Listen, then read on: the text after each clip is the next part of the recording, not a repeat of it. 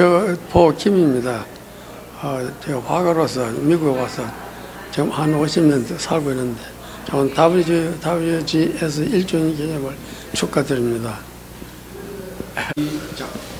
오늘 우리가 6시부터 심포지움을 하는데 이건 주로 막 외국 사람이 여기 와서 미국에 어떻게 적용되는가 하는 그런 것을 중심으로 해서 얘기할 것 같습니다. 그런데 앞으로도 한국 화가들이 화가뿐만 아니라 예술인들 더 같이 모여서 얘기를 했으면 좋겠는데 그런 기회가 지금까지 별로 없는 것 같아서 유감입니다. 마지막으로 제가 여러분께 말씀드린 것은 좀 더 예술인들이 서로 자주 만나서 이 얘기 서로 나누고 하는 것이 좋다고 생각합니다. 새해 복 많이 받기 축하드립니다. Hello, my name is Stéphanie Jean-Jean. I will be speaking today at this symposium dedicated to Paul Kim.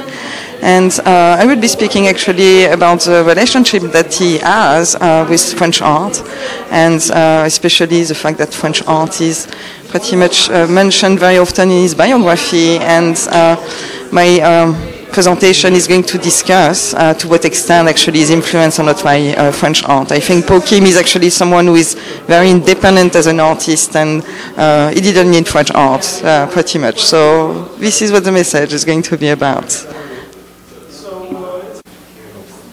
Hi, I'm Marshall Price. I'm curator of modern and contemporary art at the National Academy Museum in New York.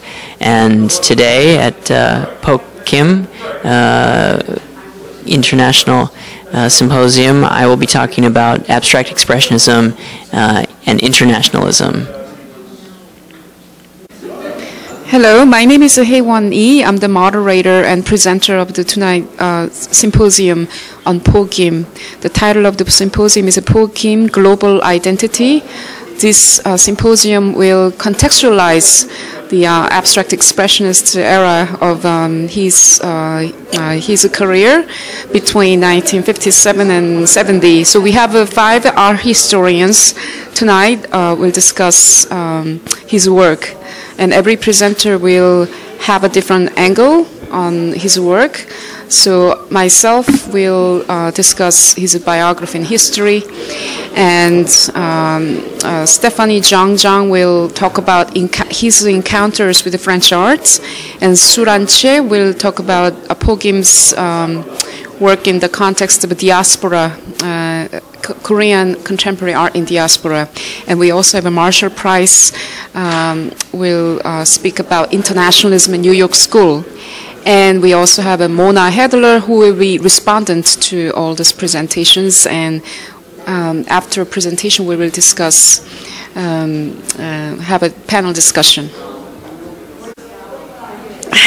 So Paul Kim had a long career, span of almost 70 years of our artistic career. And so we will be examining one particular period, which was between 1957, when he came to New York from University of Illinois, and up to the point 1970, when he started moving from abstract expressionism into the realism. So we will be highlight that period, but we will also cover the rest of his career as well. So this should be a first time symposium on Paul Kim, who's 95 years old and who really deserves the examination and study on his work. It has been somewhat neglected by the New York art world, and so I really take this opportunity as a very significant moment that illuminates his career as an artist who has lived in Korea and educated in Japan, but who also came to New York to the US in 1955 and lived the pivotal moments of the exciting moment of a New York School during 60s and thereafter. So that will be what the symposium will be about. Thank you very much. 안녕하세요. 저는 최수란이라고 하고요.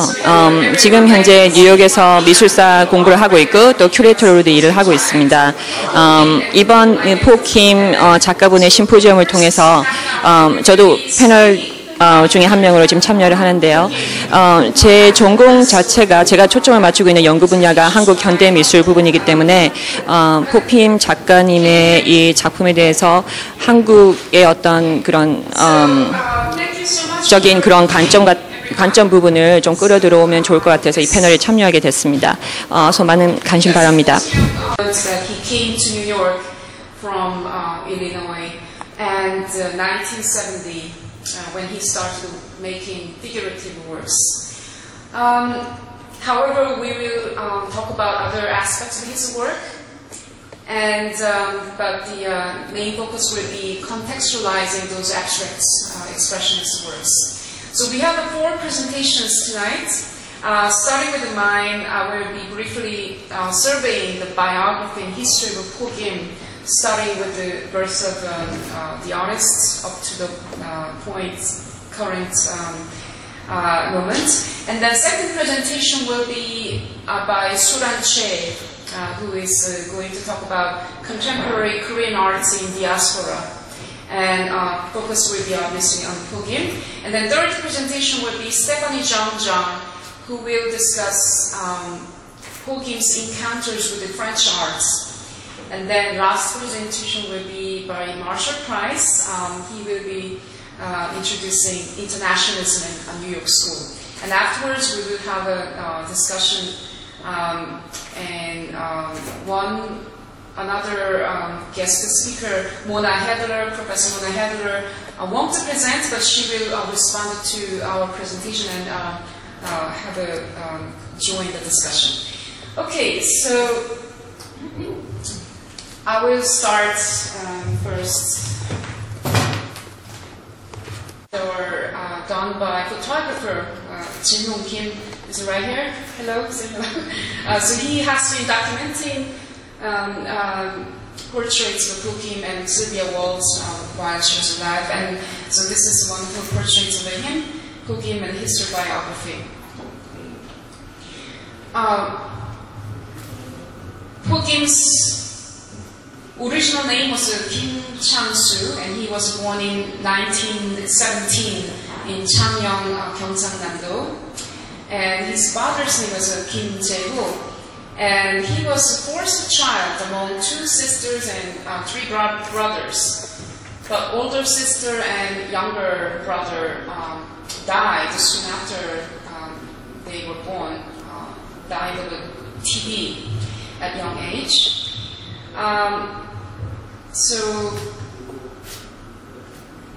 This is, I'm going to briefly talk about some of the factual information about his life. He was excelled in school in early age in Korea, and he had one brother who had a significant influence on him, who was an artist. His name was Kim Jae-deok, and he moved to Japan to study arts under this name Takahashi Susumu. And he visited his brother briefly when he was a teenager, but came back after 10 days, and then he went back to Japan to study and lived between 1937 and 1946. And first, in 1937, he enrolled in Pacific Art School for 2 years. There he had a very academic, traditional training, studying drawings and paintings. And then he enrolled in Takuku Commercial School, and eventually he enrolled in Meiji University, studied law. And this is a photograph that was taken during his time as a student in Meiji University. And during his time in Japan, he had small jobs such as a newspaper delivery, and he also had a job as a letter printing job while he was a law student at Meiji University. Even though the reason why he went to law school, because that's practical choice for especially the Korean students who were living in Japan at the time. And but in 1944, he met his first wife while he was in Japan, and then married her in the same year. And soon after World War II ended in 1945, he came to Korea. He settled in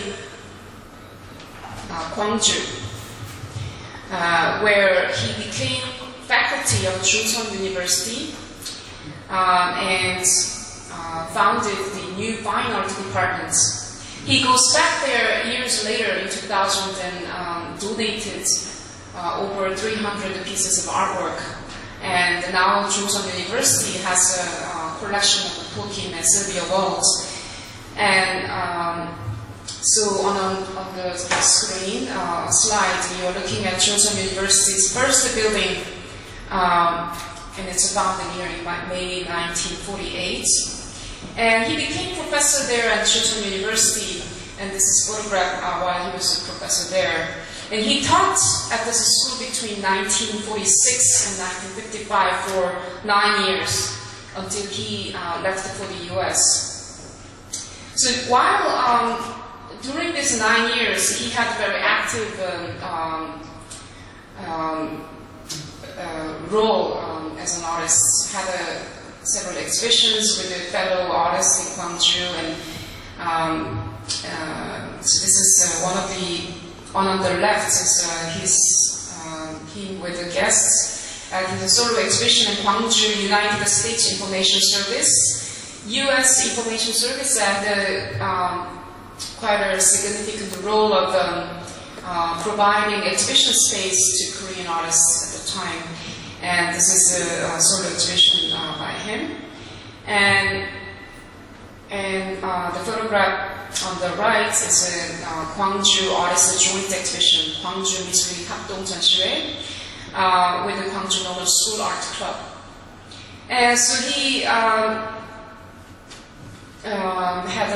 during this time, he created, made the works that were based on naturalism, and so these are realistic drawings of, these two drawings are soldiers resting during Korean War. So these are breaking the first line during Korean War in May 1951. And in 1950, he formed this special group called the Jeonnam War Artist Group. And Paul Kim was one of the members, and the exhibition of artworks portraying war was held at the USIS in 1951. And the other members of the war artist group included Kim Young-tae, Kim Young-gu. Another artist that he was very friendly with was Chung Kyung-ja, who's a very well-known artist in Korea. And she was an important friend to Paul Kim during early stage of his career. And this is a nice drawing of the artist Chung Kyung-ja.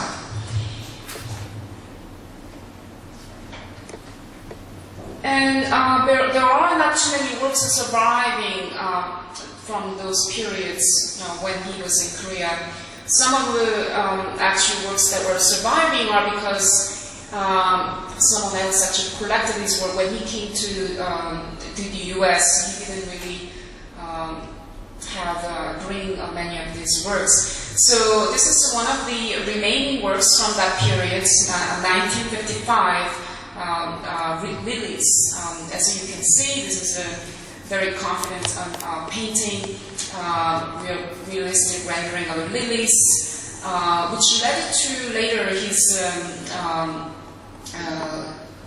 drawings of objects and the flowers, vegetables and small objects. And this painting is currently in collection of Joseon University Museum of Art. Another remarkable painting that was produced during this time was his this portrait of Dr. Cho Sun, who was a medical doctor and close acquaintance with Pukim at the time.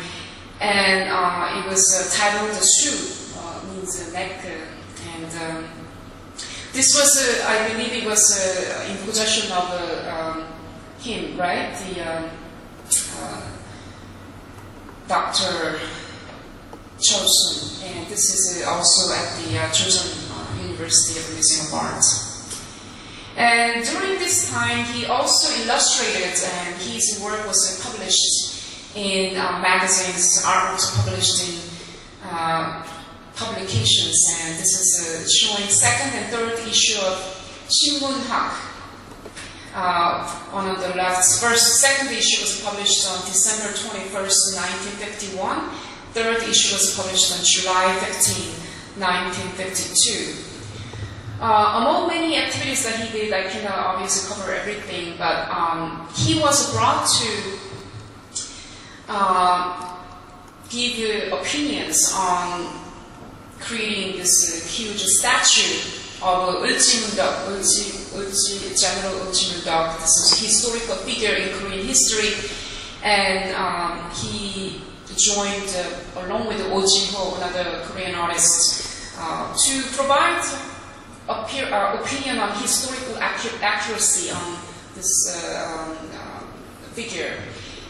He gave a very honest opinion on the Uljimundeok, and he was somewhat persecuted by providing honest opinion, negative opinion on this statue. And ever since then, he has been reticent in providing very honest negative opinions on other people's artworks.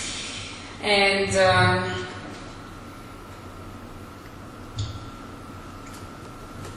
this is another nice portrait of him in a classroom. Obviously, there are these statues in Korean art schools. I was also trained as an artist in Korea, and in order to go to college, you have to actually take this test, creating very exactly same resemblance of these statues. And so this academic training was a part of the curriculum at the Joseon University, obviously. But during 1950s, in 1950 and 51, he was arrested with left-wing activities. And while he was in, he went to the sketch trip with his students to this island, the Hongdo, and he somebody came to arrest him for his left-wing activities, and he was tortured several times by police officers. And another time he was also accused for his right-wing activities, teaching U.S. generals' daughters art. He taught someone, and this kind of accusations led him to leave Korea behind. And he received a fellowship to become a visiting professor at the University of Illinois, and he moved to the U.S. in 1955. He wasn't supposed to be there for 1 year, but stayed another year, so for 2 years he was there in Illinois. But at the second year, 1957, he only had $300 to survive. He came to New York in 1957. And this was an exciting time in New York where all the avant-garde artists, the young artists came to flock to make work and hang out with the other fellow artists. So, and when he came to New York, he had many other jobs to survive. And one of the jobs that he talked about in his interview was painting, placing dots, ties at a necktie factory, and he was making $1 an hour doing these jobs. And during this time, he which will be discussed by later presentation, like by Marshall Price, who will talk more about New York School painters. He totally abandons his training that he had in Japan and also in Korea, and he started making abstract paintings on a large-scale canvas. And here is one very rare photograph of him making abstract work. And so we have current exhibition is showcasing those works that he made during this period of time. Here's untitled paintings. Most of them are untitled works. Okay. Even though he was relatively poor, and he actually had a quite interesting, fun time going to parties and meeting many artists who were living in New York. Some of these names that he talks about in his interview include Edwin Ruda, Toshiko Takuchu, and also Agnes Martin, Roberts Indiana, and Lenore Tauni. And through these encounters with the artists, he became quickly involved in New York School. And many of these abstract paintings that he made during this time show a wide range of works. Some of them are gestural paintings, and others are more color fields type of work. And several American critics pay attention to these calligraphic gestural paintings, and this is one of the examples.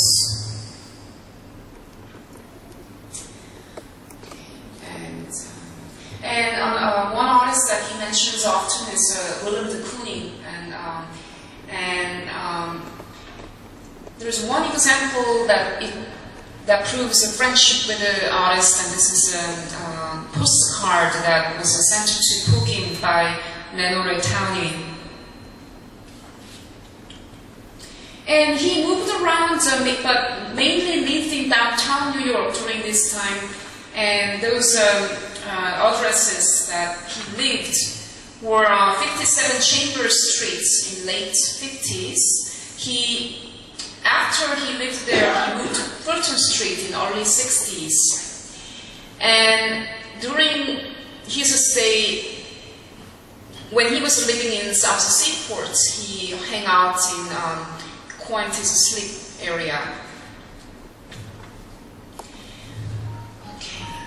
So this shows the address where he moved around in downtown New York. But he eventually settles here in this very address, and ever since that time, I believe it was during 1960s, and he has lived in this building, in this address for a long time. And his residence is upstairs on 8th floor, and he created gardens and a couple of birds. Only now 2 birds are remaining, but he used to have more birds and a lot of plants also growing. And another important moment in his biography is meeting Sylvia Wald, who becomes his wife in 1960. By that time, his first marriage has dwindled, and he divorces first wife, Korean wife, and he meets Sylvia Wald at her this artist's farewell party, and he was only one of the Asian artists at the party, and Sylvia Wald took an interest in Pukim, and that's how they met. In 1962, he taught Asian art history at NYU, and as well as watercolor. But he didn't do that for a long time, just about 1 year or so, and he just went back to making artworks rather than teaching. During this time, after those calligraphic gesture paintings and color field paintings, and he his style changes, introducing more hard-edged style, and those white background is no longer art background, but kind of functioning as shapes and forms in his paintings. But that's a little after, when he traveled to Paris in 1965, and he comes back to New York in 1966. And when he came back from Europe, by the way, that encounter with the French arts, he first learned during his studies in Japan, but he for the first time sees what was happening in Paris, and that aspect of his work will be discussed by Stephanie Zhang. And one art historian interprets this work as sort of a resemblance of seeing those Catholic churches in Paris, showing sort of kind of the motifs of the stained glass in churches. And then I think, this work is in the exhibition produced in 1969 to 70. His palettes become very colorful, and darker palettes becomes really lively. But in 1970, he all of a sudden abandons this abstract expressionism and starts making very realistic representational works, simple objects like fruits, broccolis, but without the settings, without the background, without the shadows. He just focuses on the object itself. And these works were quite well received in the art world, and he had numerous exhibitions, including one in New York and also in Chicago and in Santa Barbara Museum of Arts. His drawings were quite well received, but he started introducing shadows and also settings, clouds and backgrounds. And then he did this for during the 70s, and slowly shifts towards reintroducing figurative works. This is a much later work. I'm skipping 80s, but later during 90s, late 90s, he restarts introducing figures, but in a more schematic ways, not so representational, realistic renderings. I picked just what I liked here, green portraits, small work, reflection. And then his canvases become bigger and bigger, as you have seen in the documentary film. He can't reach the top of the canvases, and he involves a ladder and sticks to draw. And he doesn't start from sketches, but even if he started with the sketches, the process shifts constantly. So he makes these large canvases that includes human figures and animals and sometimes landscapes. And often these paintings have titles. This one is in use. I'm not sure what kind of use this is. And untitled. This is a gathering together. Much later work, he does experiments with tapes. Rather than using pigments, he is now using tapes, and producing this much more simplistic outlines of the figures and other lines. And so it's a combination of the figurative and abstraction in this case.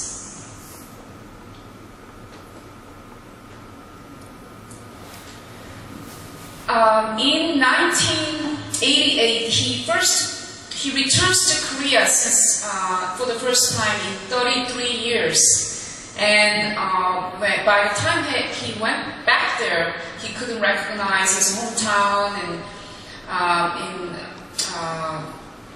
so he found rather the niche at Joseon University in Gwangju, where he used to teach.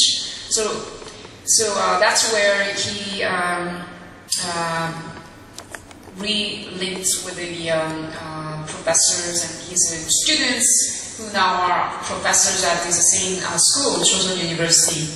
And in 2000, he donated 307 pieces of artworks. Not only his works, but also Sylvia Walter's work. And this is the commemorating photograph of that occasion.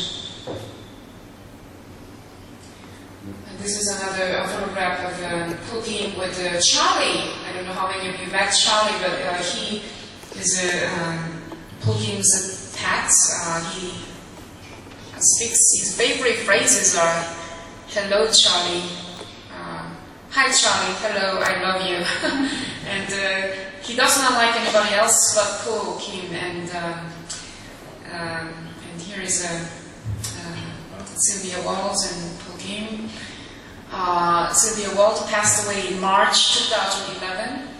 Ever since then, he still continues to make work, and this is the last image of my presentation. So there are a lot of things that I left out because of the interest of our time. Let me introduce next presenter. Suran Che is a PhD student in art history at the Graduate Center CUNY. By the way, we have all of us are from CUNY Graduate Center contingent here because that's where I went to school. She holds an MA in art history from Hunter College and MFA from Hongik University in Korea. Her focus is in East Asian contemporary art in the light of a post-colonial theory. The topic of her dissertation is Korean contemporary art in its local context and in relation to cross-cultural issues and globalism. She has curated for Samji Space and several alternative spaces in both Korea and New York City, and teaches art history at Bronx Community College and Hudson County Community College. Welcome.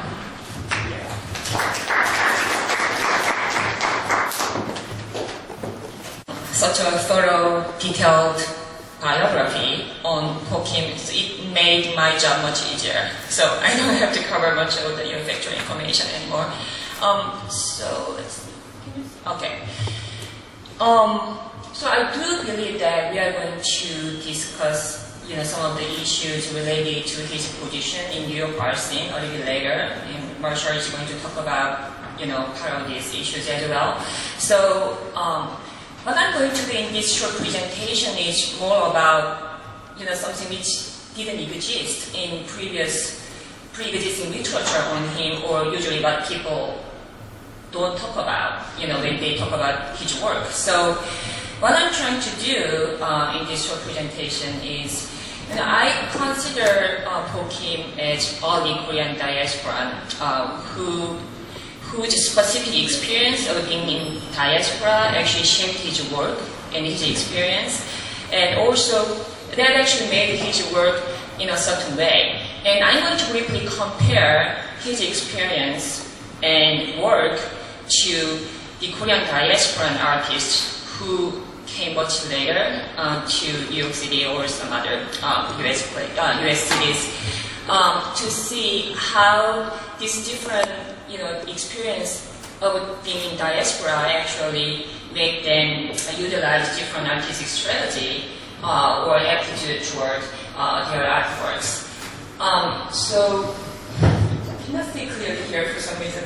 Sorry. So Pokim, as you can see in his quote himself, to him basically, creating works of art, it is something which can make him forget the pain or escaping the reality.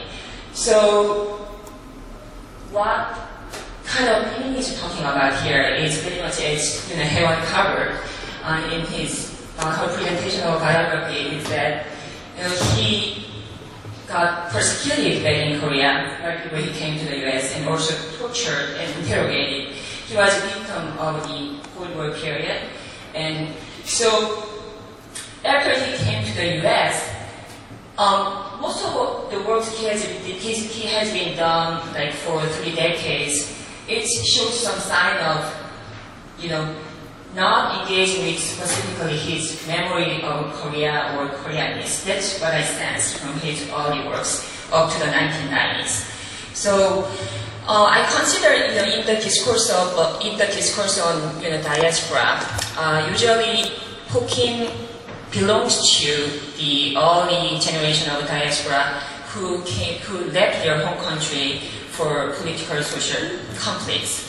And so I'm going to show you briefly the different, the evolution of his works from, 1957, right after he came to New York City, all the way to 1990s and 2000, to, show you that there is a certain element which evolved through this time period. So let's see the first one. As you can see, there are a variety of, abstract expressionist kind of a style of work he's doing during this time. Most of them are like medium size, like 150 centimeters. And also most of the works are oil on canvas. So, yeah, it's the same abstract expressionist style in gesture paintings I'm showing to you. These ones are really different because you can see more of the brush strokes. And also it was actually titled before most of the works are, it's kind of the time period is overlapping here, but before it's like untitled. So he couldn't, give any title to the works during this time.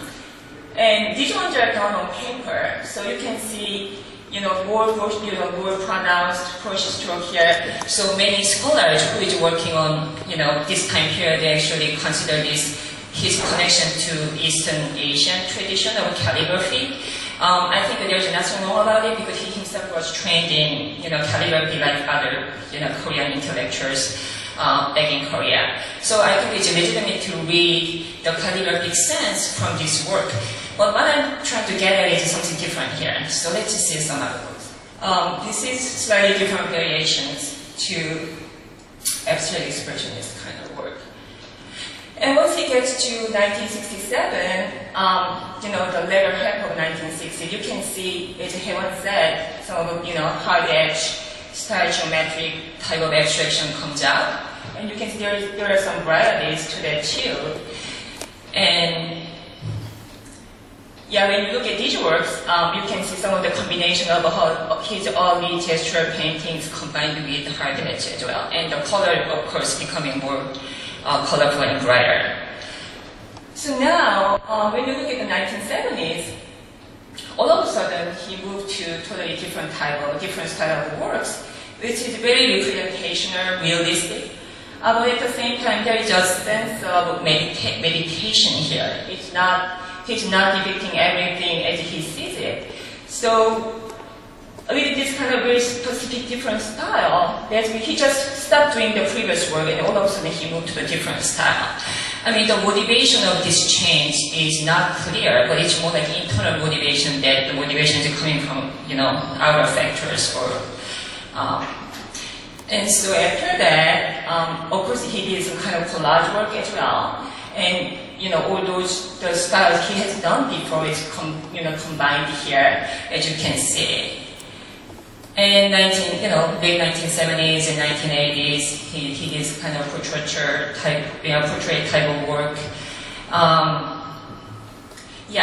So this is the work he has done in 1990s, where he actually visited Korea. And when I saw these works, this interested me the most because, as you can see, there are some specific elements you can identify which could be considered Korean or Koreanness. I'm not trying to generalize, we have to talk about what is Koreanness when you talk about it, but for example, when you look at the work entitled Striped Sleeves, South Koreans, you might have noticed there is this traditional Korean costume with the color stripes. which usually were worn in Korea during our like Thanksgiving holidays or New Year's holiday by children. And also the tiger is considered the kind of the main symbolic animal in Korean folklore or fables. So there's another element of a tiger there, very playful of course. And the fortune telling is also, you can see some of the figurative aspects there. It's also a very significant aspect of traditional Korean folk tradition. And this dating one, it's very small there, but you can sense the Korean type of home and house is further in the midground of the painting. And you can see he started to give more narrative specific type of titles to the work. So now, with all these different variations of styles and expression he has done last 50 or 60 years, I started to see that, why it took him such a long time actually depict something very Korean, which is his memory of hometown. So I think that kind of element started to come out in his work, coinciding with his visit to Korea. And there is a certain element that the previous works are more like his healing process. So the way he approached to the artwork is very different from other artists during that time in New York City, because it's not about making your name or commercializing your work, and you are not motivated by those factors to change your style. The way he changed his style was very much based on his own internal process. It's more meditative, it's more a kind of process. You are doing it to heal yourself. So there is a certain avoidance of dealing with specific factors which connect him to the previous, Korean experience and memory. But by 1990, psychologically you can see some of the aspects are already healed, maybe, and he was more comfortable. I don't know whether he's aware of it or not. That's something I'm reading from, these different types of works. So by saying this, what I'm trying to say is, yeah, of course people can read calligraphical aspects from the previous work. It's very much like Korean East Asian tradition, but I'm more talking about his own intention. I'm not talking about how other people can, because I do think that when you look at works like this, if you are not aware of who is the artist of these works, it's very hard to just say this is done by Korean or not. So the problem is usually when you know the identity in terms of nationality or culture of the artist, sometimes people start to pigeonhole you to that type of nationalism and whatever stereotypes attached to it. So I found it very interesting. I think he's somehow very free from that kind of perception. This is a very good segue to what the later generation I'm trying to present in comparison to his work, such as Tohoso. Many of you know Tohoso. As you can see, he was born in 1962, so it's like almost 50 years much later.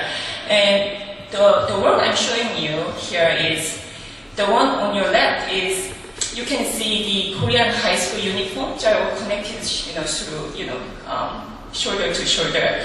And these individual uniforms are creating the whole structure. So the title is basically the high school uniform. So it's kind of playing with the idea of the Korean, the sensibility of, prioritizing the all-togetherness over individualness. Things are changing over time. Nothing is always fixed, but the whole soul is playing with the kind of Koreanness and Korean cultural setting or philosophy, whatever we can identify as a Korean element to make his work stand out from other artists. So it's really artistic strategy to be utilized. So like the also in here, the work Some and One, you can see the traditional Korean robe is made up of this military dog tag. So when you look at military dog tag, it's basically each individual were dead, and so very morbid, but each individual is eventually creating this type of role. So it's playing again with the individualism, which is kind of sacrificed toward the wholeness.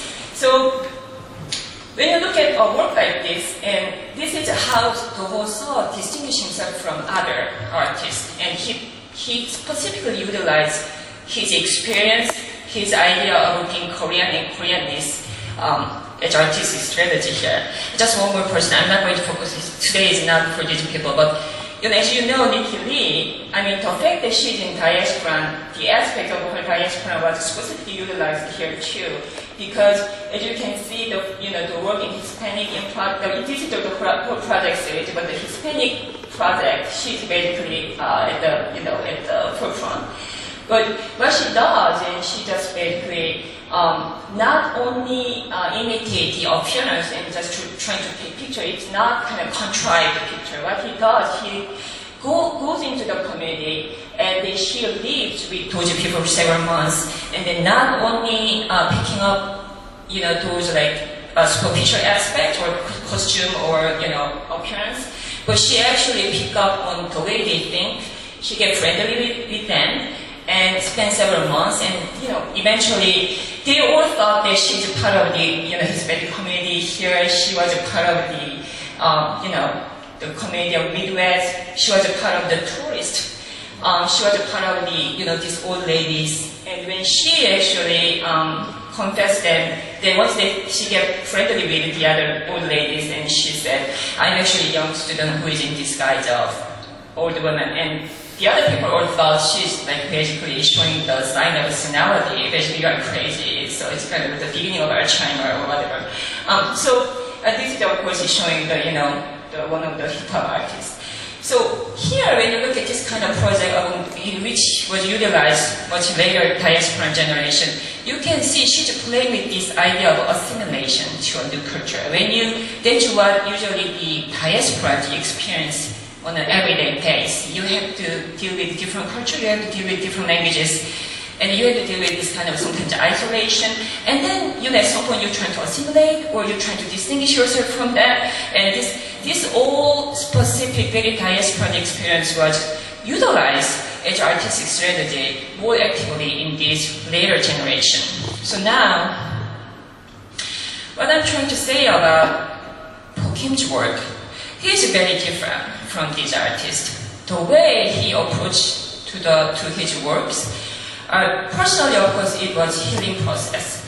But at the same time, as I said, he didn't change his work, the style, to be discerned or stood out with that work among others, because he didn't utilize. So there is also the literati tradition, the way of philosophy, I think, is attached, related to this, which is art was never in traditional Korea. In Korean, the art philosophy, art was never something you have to, how can I say? Not something you have to sell or make your name for, so it's more about your own self-discipline, and as an intellectual, you have to be more.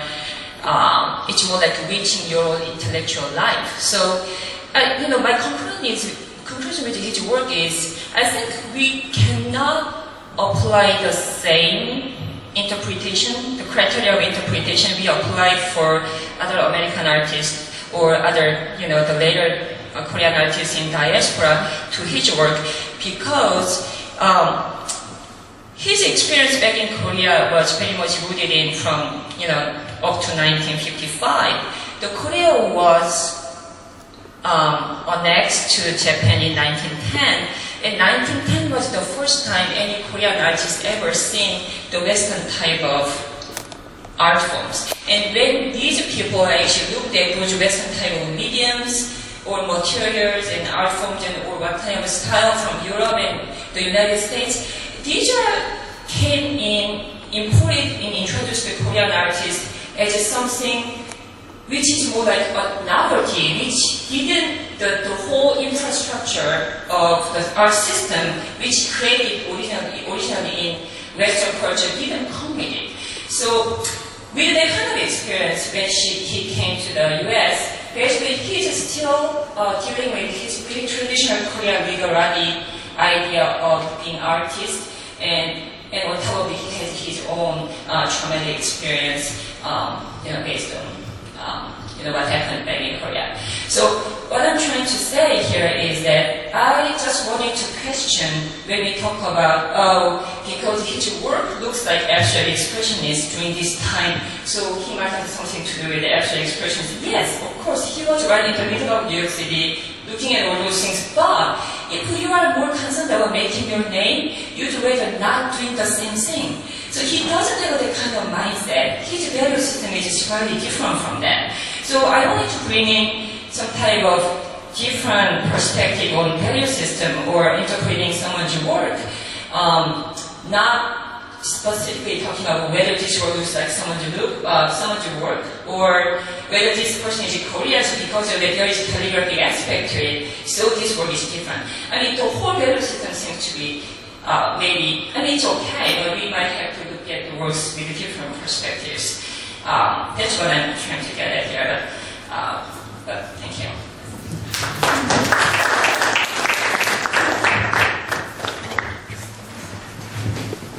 New interpretation of Paul Kim's work, that a suggestion that I hear is quite provocative, and that can lead to a new avenue of interpreting, recontextualizing Paul Kim's work in that context of the diaspora of the Korean arts.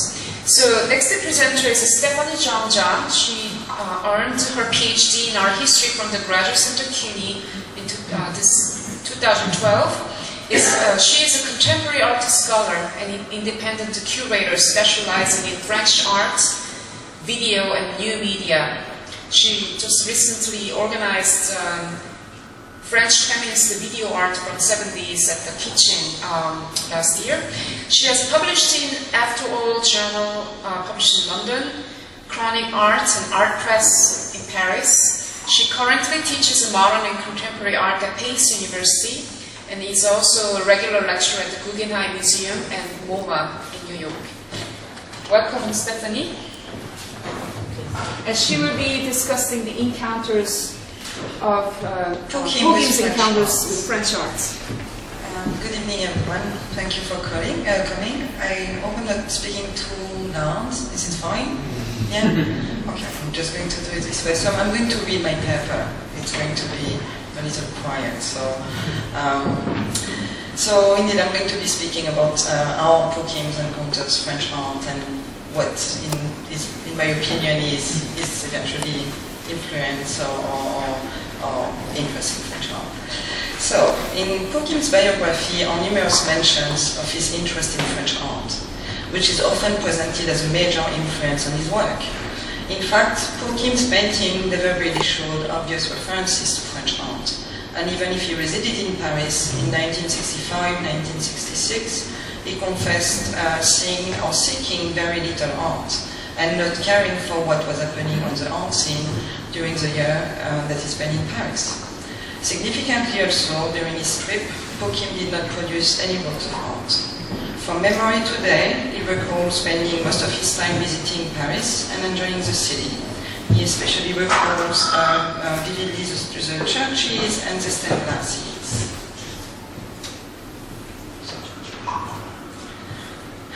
Back to New York and to his studio in 1967, and with no obvious relationship with his trip to Europe, Paul Kim dramatically changed his style.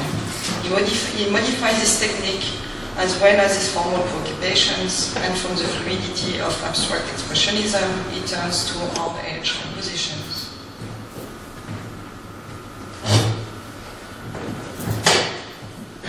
Also integrates the figure and gives a referential title to his pieces, which anticipate his massive production of figurative works in the years to come.